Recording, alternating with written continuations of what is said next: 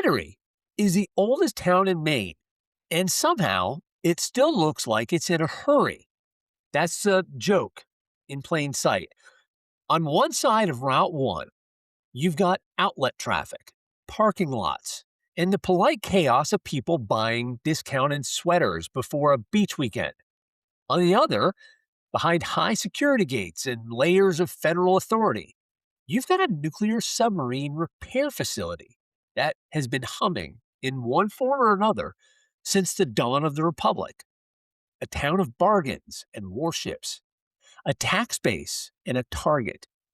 And if that sounds like two places stitched together badly, that's because Kittery has spent 4 centuries becoming exactly that.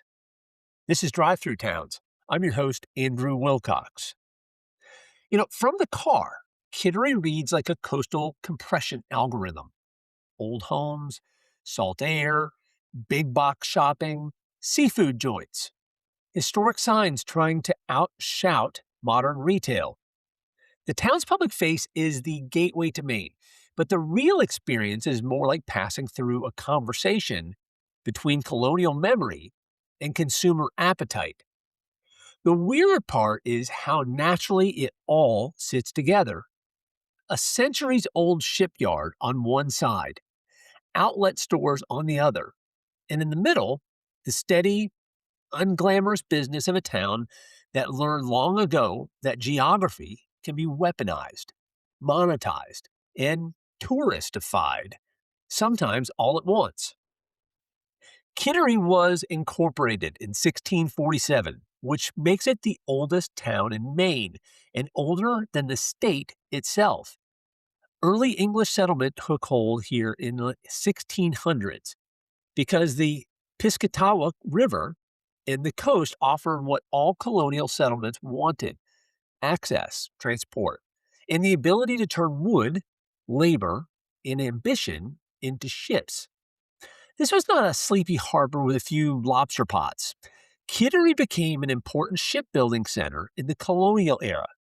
Warships were built here during the Revolution, and the town helped supply the early American maritime machine before Maine was even a separate state. The local legend that hangs over the whole place is William Whipple, born in Kittery in 1730 and remembered as the only Maine-born signer of the Declaration of Independence. He was a sea captain, merchant, and revolutionary insider, which is exactly the kind of resume a port town likes to claim as his own. He gives Kittery a founding shadow that is both patriotic and practical. Not just liberty, but shipping, commerce, and the kind of Atlantic self-confidence that made the town matter early. Then came the Portsmouth Naval Shipyard.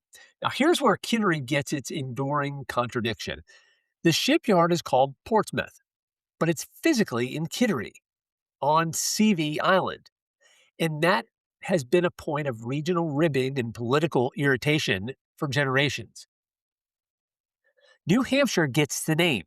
Maine gets the tax land, the workers, the gates, the noise, the federal security perimeter, and the permanent feeling that your neighborhood is moonlighting as a national defense site. The shipyard's history is not decorative. It is the town's central fact.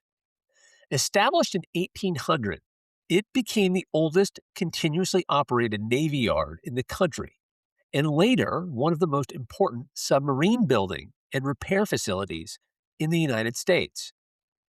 During World War II, the yard employed roughly 23,000 to 25,000 people and built 78 submarines. On one day in January 1944, it launched 4 submarines at once. That is not a local industry. That's an industrial emergency with a payroll. During World War II, Kittery was less a town than a machine state. Workers flooded in. The shipyard ran hot. Submarines were built, repaired, outfitted, and sent back into the Atlantic at a pace that would make modern logistics executives cry into their headsets. The shipyard made Kittery feel bigger than its square mileage. more urgent, more federal, more dangerous. And the rest of the town bent around it.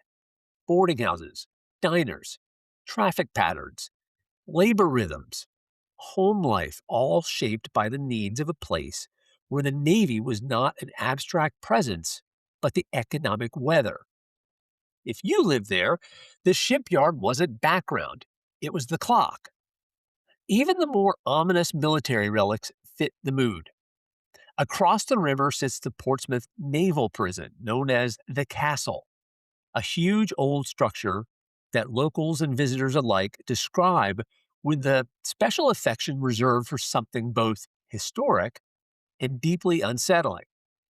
It housed thousands during wartime and now stands as one more reminder that Kittery's waterfront has always had a strong opinion about confinement. Kittery's location is the whole trick. It sits at the mouth of the Piscataqua River, at the threshold between Maine and New Hampshire, where waterways, deep harbor access, and coastal trade made it ideal for shipbuilding, military use, and commercial movement. The river is the town's front door and its border dispute, its blessing and its argument. That geography meant Kittery could be useful in more than one era: colonial shipping, Navy ship construction, submarine repair, tourist traffic. The town keeps finding new ways to exploit the fact it sits in a narrow strip where the land, sea, and interstate all converge. It's a rare kind of place, not just coastal, strategic, not just scenic, useful. And in New England, usefulness tends to attract both money and war. The Cold War ending hit Kittery's ship economy hard. As submarine production changed and conventional fleet demands shifted, the shipyard shrank. Federal consolidations and technological change cut jobs.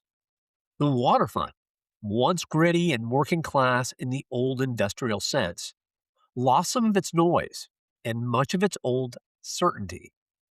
Kittery had spent generations tied to defense labor, and when the labor force contracted, the town had to make an adjustment that felt less like planning and more like emotional weather. Layoff fears surfaced again and again in the decades that followed. Even in 2025, reports of possible federal cuts rattled the shipyard workforce and reminded everyone that Kittery's economy still lives under the shadow of decisions made far beyond town lines. That's the ghost in the machine here. Not a single founder, not a single event. It's dependency. The kind that keeps a place prosperous right up until it makes it vulnerable. Kittery did what so many post-industrial towns dream of and fear at the same time. It sold itself.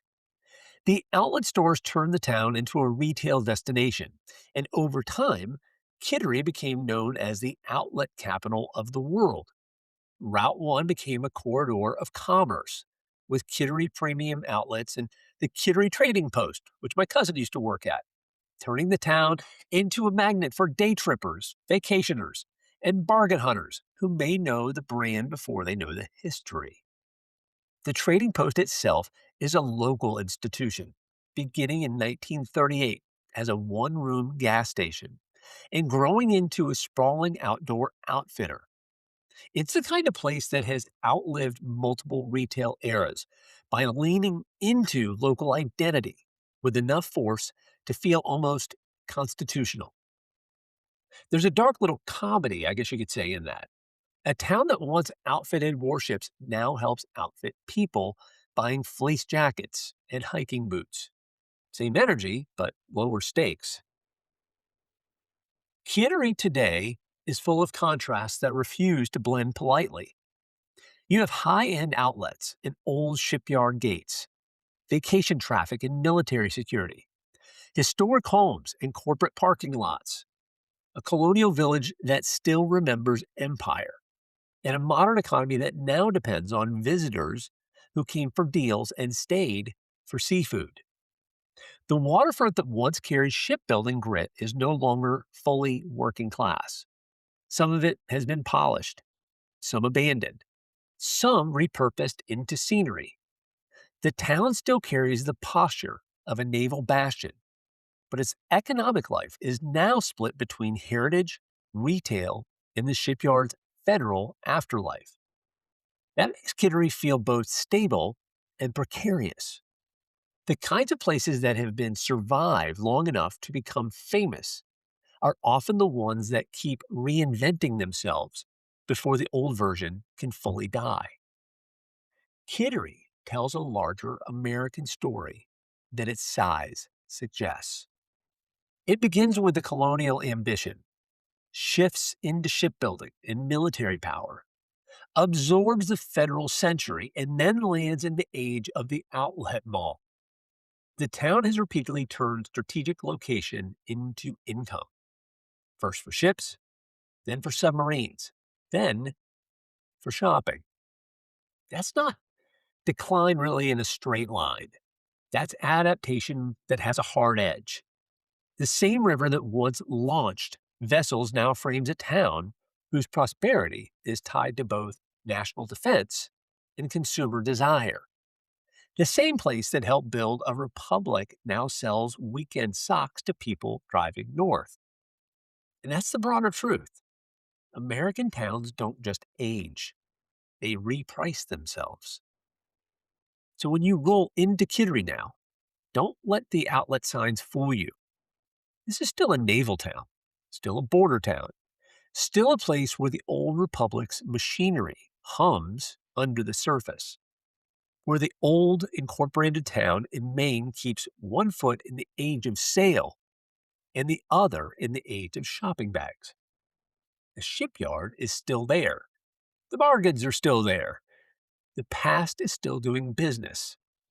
And somewhere behind the gates, behind the retail corridors, behind the inherited prestige and the seasonal traffic, Kittery keeps its old secret in plain view. It was built to move things, and it never really stopped. This has been Drive-Thru Towns. I'm your host, Andrew Wilcox. A special thanks to Chloe Jones for providing our music. If you enjoyed this journey, please follow the podcast to stay updated on all our upcoming episodes. To keep the conversation going, you can connect with me on Instagram at 50 State Family.